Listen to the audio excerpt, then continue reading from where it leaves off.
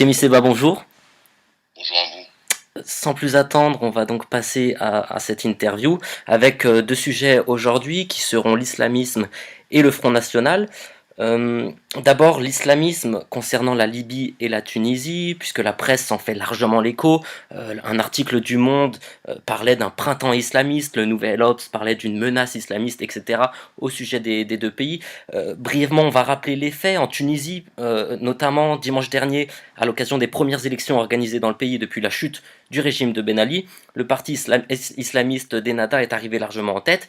Et en Libye, à peine quelques jours après la mort de Kadhafi, le Conseil national de transition, dit CNT, qui représente donc les rebelles qui ont jusqu'ici été soutenus par ces puissances occidentales, le CNT donc a annoncé la mise en place de la charia, la loi islamique dans le pays. Concrètement, ça voudrait dire l'interdiction du divorce et l'autorisation de la polygamie, entre autres, contrairement à ce qui se faisait sous Kadhafi. Donc voilà, on le voit bien ici, les puissances occidentales sont en gros flip, il faut dire les choses telles qu'elles sont. Et donc ma question est la suivante. Est-ce que vous ne pensez pas que l'Occident risque de prendre un gros retour de bâton suite à ses actions en Afrique du Nord avec l'OTAN? Alors, clairement et simplement, j'aimerais être précis et concis à ce sujet pour la simple raison que beaucoup de propos et beaucoup d'inepties ont bien souvent, trop souvent été racontés. Déjà, quand j'entends charia du côté du CNT en Libye, je pense qu'il ne faut pas charrier justement qui que ce soit parce qu'on ne peut pas se revendiquer, à mon sens en tout cas, musulman digne et respectable à partir du moment où on est capable d'exhiber Muammar al-Kadhafi comme ils l'ont fait, le tabasser, le sodomiser avec un bâton, puis le filmer et crier Allahu Akbar. Ce n'est pas la charia, c'est du charia en ce qui les concerne, et je le dis comme je le pense. Mais non pour avoir une analyse de fond et ne pas être simplement dans une logique qui pourrait être assimilée à de la provocation, j'aimerais faire juste une petite analyse historique des choses pour qu'on puisse comprendre exactement de quoi nous parlons. L'émergence des courants, entre guillemets, dits islamistes n'est pas étonnante pour qui connaît un peu l'histoire géopolitique des 150 dernières années. Il faut préciser déjà d'emblée que le monde musulman, à mon sens en tout cas, d'après ce que j'en sais, qui est véhiculé en tout cas en Occident, qui est perçu en Occident, n'est pas monolithique, contrairement à ce que l'on peut croire. Ainsi, derrière la même dénomination se cachent bien souvent des réalités différentes. La réalité de l'islam vécu là où je suis, moi en Afrique de l'Ouest, par exemple au Sénégal ou au Mali, ou alors au Tchad ou au Niger, n'est pas la même qu'en Arabie Saoudite, en Iran, en Indonésie ou au Pakistan. Malgré tout, tous ces pays, je le reconnais, se revendiquent de l'islam et se basent principalement sur le Coran honoré ou sur le Coran en tant que livre révélé pour élaborer leurs lois. Mais les cataloguer d'arriérés en parlant du fait qu'ils reviennent à l'interdiction du divorce, à la polygamie, etc., c'est toujours avoir une vision paternaliste occidentale, dans le sens où, je le précise, quoi que vous puissiez penser de ces réalités-là, dans la première puissance mondiale, ou du moins la première puissance occidentale du monde qu'est les États-Unis, jusqu'à preuve du contraire, ils s'appuient, ne serait-ce qu'en partie, sur la Bible dans le règlement de leur vie et sur des règles ayant trait à la franc-maçonnerie aussi. Quand le président des États-Unis prête serment sur la Bible pour être investi en tant que autorité, entre guillemets, dite suprême, chef suprême de la nation américaine, là aussi, on pourrait les considérer comme arriérés, d'autant plus que la Bible, si je ne m'abuse, est datée en tout cas à une période antérieure au Coran honoré. La Bible a été trouvée à une période antérieure au Coran. Donc ça, c'est quelque chose déjà qu'il faut rappeler. Et juste que je développe rapidement mon développement pour qu'on comprenne Allez-y. bien de quoi on parle. Voilà. Après, donc ça c'est quelque chose pour moi qui me paraît très important d'être rappelé. Maintenant, la situation de la Libye et de la Tunisie, pour moi, sont deux situations extrêmement complexes et extrêmement différentes. Je m'explique. Quand on parle déjà de la branche du courant politique que l'on retrouve soi-disant en Libye ou en Tunisie, il faut savoir de quel courant politique on parle, de quel courant islamiste, entre guillemets, on parle, d'accord? Sachant que l'islamiste, normalement, ne devrait pas être un gros mot, puisque qui dit islamiste, c'est celui qui pratique de manière rigoureuse l'islam. Ça ne devrait pas être un crime dans un monde où l'éthique et l'égalité règnent pour tous. Néanmoins, l'islamiste est donc une étiquette qu'on donne vis-à-vis de personnes qui sont rigoureuses dans leur pratique. Mais il y a plusieurs branches, il y a plusieurs courants. Est-ce que le soufisme, par exemple, est le courant que l'on retrouve en Libye, en Tunisie, après le printemps dit arabe? Non. Est-ce que c'est le haridjisme, le zaïdisme ou l'ismaélisme? Évidemment, non. Est-ce que c'est ce que j'appellerais l'islamo-trotskisme ou l'arabo-mondialisme ou l'arabo-suprémacisme dont le wahhabisme est l'une des composantes mais n'est pas l'unique? Je dirais oui. clairement et simplement en Libye, en Tunisie, avec le CNT et avec le parti de M. Hanouchi. Évidemment, l'arabo-mondialisme, influencé en partie là aussi par les frères musulmans, qui a une autre facette beaucoup plus anticolonialiste et anti-occidentale que ce que j'appellerais le wahhabisme, d'accord, mais qui fait partie de l'islamo-trotskisme, clairement est présente dans ces deux régions. Et je tiens à C'est-à-dire, remarquer vous pouvez expliquer un peu comment plus ce que vous entendez par arabo-mondialisme?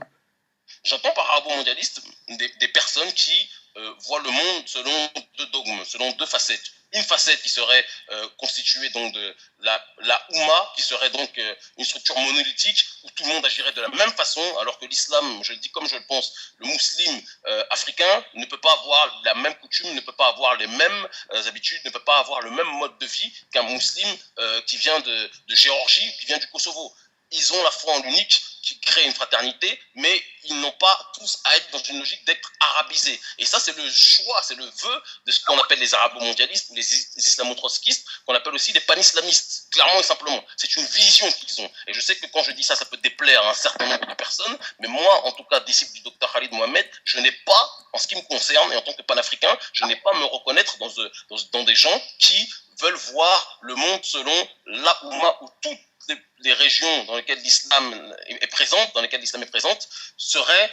devraient être régies par une même règle, par une même autorité. Pour moi, c'est un micro-mondialisme, c'est un autre mondialisme, sauf que c'est un mondialisme qui a été, à certaines époques, contrôlé, puis non géré par les autorités occidentales. J'en veux pour preuve que, donc à la fin du 19e siècle, l'empire colonial britannique, pour garantir ses intérêts pétroliers dans le Golfe Persique, a conclu des accords avec certains du côté justement de cette région, d'accord, qui étaient des arabo-mondialistes, qui étaient des islamo-trotskistes, clairement et simplement, qui voulaient diffuser leur vision du monde au reste de l'humanité. Ça ne les a pas dérangés. Et j'ai envie encore une fois d'être encore plus clair en disant que ça a bien servi, par exemple, lorsqu'on était dans les années 1950, plus exactement en 1953, lorsque le président Dwight Eisenhower a reçu une délégation de leaders dits musulmans qu'on qualifierait aujourd'hui d'islamistes, dont faisait partie le père de Tariq Ramadan, qui était Saïd Ramadan, d'accord. Cette réunion a eu lieu pour tenter de contrer le nationalisme arabe qui était anti-impérialiste, qui était lié au panafricanisme, d'accord, puisque Nasser, Gamal Abdel Nasser, le président égyptien, était un proche de Kwame Nkrumah. Sa sœur, d'ailleurs, était l'une des épouses de Kwame Nkrumah. Donc, il y avait une volonté, évidemment, de tenter de manipuler ces arabo-mondialistes-là, parmi lesquels se trouvent parfois les frères musulmans, qui ont ponctuellement pactisé avec donc ces autorités américaines pour lutter contre le nationalisme arabe, mais qui par la suite, disons-le simplement et facilement, se sont retournés puisqu'ils sont eux aussi anti-occidentales. Et ça, c'est une réalité, ou du moins anti-impérialiste. Voilà. Et on se souvient également du soutien de Washington aux Moudjahidines en Afghanistan dans la lutte contre l'URSS dans les années 80. Là encore, c'est une tendance arabo-mondialiste qui était en œuvre. Voilà. Donc j'en viens juste à mon deuxième volet et après cela j'aurai terminé pour ma réponse. Ouais. Mais je pense qu'il était nécessaire d'aller en profondeur si on veut véritablement répondre de manière concrète et non pas vide à cette problématique que vous posez. Le second volet donc qu'il faut retenir pour moi, ce volet politique, les oligarques occidentaux ont toujours appuyé, ils se sont toujours appuyés du moins sur un soubassement politico-économique, lutte contre le califat ottoman au début du XXe siècle par exemple, chasse acharnée contre le panarabisme nassérien, je viens de le dire, et guerre d'endiguement du communisme. En 2011 d'ailleurs, à la faveur d'un remodelage du Grand Moyen-Orient, disons là aussi les choses simplement, après la théorie du choc des civilisations, les oligarques occidentaux ont eu besoin des arabo-mondialistes, des islamo-trotskistes pour contrer la montée en puissance d'un véritable danger anti-impérialiste que représente l'Iran et ses alliés que sont la Syrie et le Hezbollah. D'où l'émergence, avec les bénédictions des oligarques Barack Obama, Cameron et Sarkozy, de partis politiques arabes d'obédience, on va dire arabo-mondialistes, tels que le parti Ennahda en Tunisie de M. Hanouchi. Rappelons tout de même que les dirigeants historiques de ces mouvements islamo-trotskistes, quand ils étaient combattus, et je pense que c'est une donne à retenir aussi, dans leur pays d'origine, ont toujours trouvé refuge en Occident, notamment à Londres. Effectivement, le dirigeant d'Ennahda, très juste. Voilà, qui a été qualifié à une certaine période de londonistan. Donc, quand on est anti-impérialiste, mais que dès qu'il y a un problème dans son pays, on va dans le camp qu'on dit condamné, il y a aussi des questions qu'il est nécessaire de se poser si on veut véritablement être dans cette démarche de réalité. Voilà, ça c'est une chose, même si les choses sont complexes aussi à ce niveau-là. Hillary Clinton elle-même a reconnu lorsqu'elle était en juin dernier à Budapest qu'elle avait des contacts, même s'ils étaient limités, avec justement ces arabo-mondialistes-là, qu'elle qualifie d'islamistes, d'accord, et ça ne s'inscrivait pas dans une nouvelle politique, mais ça participait à une pratique qui était déjà adoptée depuis un certain temps par la Maison Blanche. Voilà. Donc c'est des propos qui ont d'ailleurs été confirmés par Mahmoud Ghazlan, le porte-parole des frères musulmans en Égypte. Mais En France, et là je pense que ça va encore plus vous intéresser, lors du colloque intitulé Le Printemps arabe, co-organisé à Paris par l'Institut du monde arabe et le ministère des Affaires étrangères, Alain Juppé déclare avoir un dialogue avec les mouvements islamistes, que moi je qualifie d'arabo-mondialistes, d'arabo-suprémacistes, dès lors qu'ils jouent le jeu des règles démocratiques. Ce à quoi ces invités, qui sont des membres justement de ce courant de pensée, en Égypte et en Tunisie, à l'instar de Mohamed Ben Salem, ont répondu en lui disant que les Européens seraient très surpris de la modernité de leur pensée. C'est quelque chose qui mérite réflexion et qui devrait pousser chaque personne qui se dit anti-impérialiste et anti-nouvel ordre mondial à réfléchir sur ce sujet-là. mais En tout cas, donc, mais en deux mots, moi je retiens... en deux mots, Ouais, oui, comment vous dites-moi. voyez-vous, juste en deux mots, l'émergence de ces mouvements? Est-ce que vous le voyez d'une façon, d'un œil positif, négatif? Et est-ce que vous pensez que l'Occident a à craindre de cette émergence?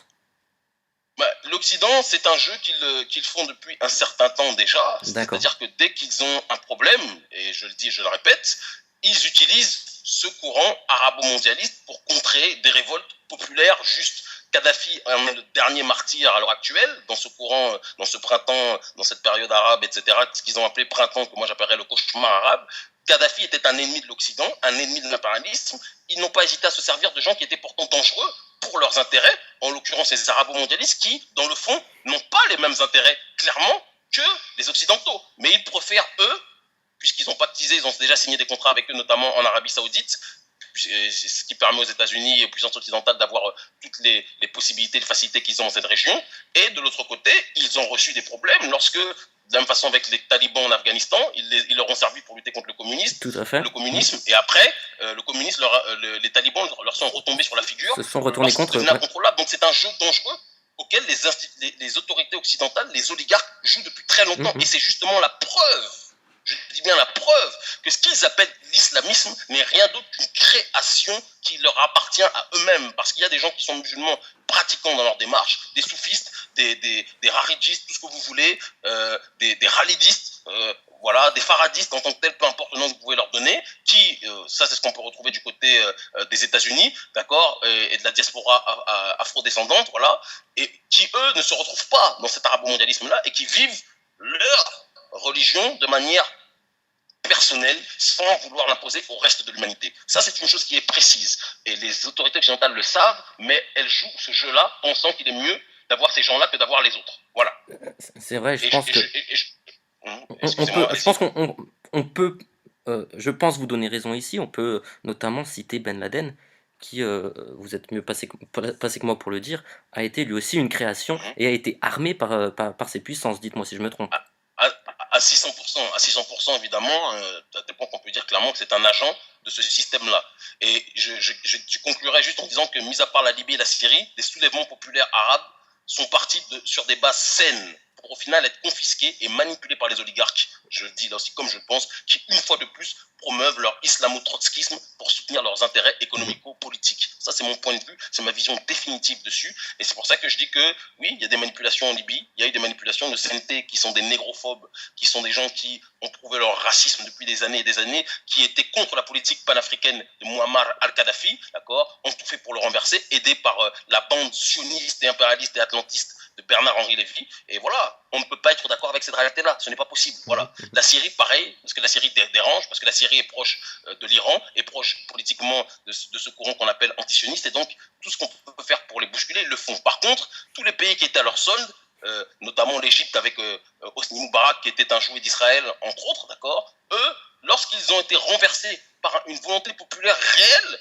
eh bien, la volonté populaire a été récupérée par les oligarques, voilà, qui ont préféré donc installer des gens. Ça pouvait paraître dangereux au départ. Et au final, c'est quelque chose qui leur a échappé des mains, voilà. Et ils se retrouvent, ils ont voulu accompagner, mais ils se retrouvent avec des personnes qui vont leur poser des graves problèmes, comme les frères musulmans leur ont posé des graves problèmes lorsqu'ils ont pactisé avec eux à une certaine époque pour lutter contre Nasser, et qu'après les frères musulmans ont été des profonds anticolonialistes, anti-occidentaux du moins. Bah, de la même façon, là, ils vont se retrouver dans la même situation. Et j'ai envie de dire que quelque part, c'est le retour de bâton. Ils récoltent ce qu'ils ont semé. Ces gens-là que Mhm. je qualifierais véritablement d'être les plus vils sur Terre à l'heure actuelle lorsqu'on parle des oligarques. Voilà.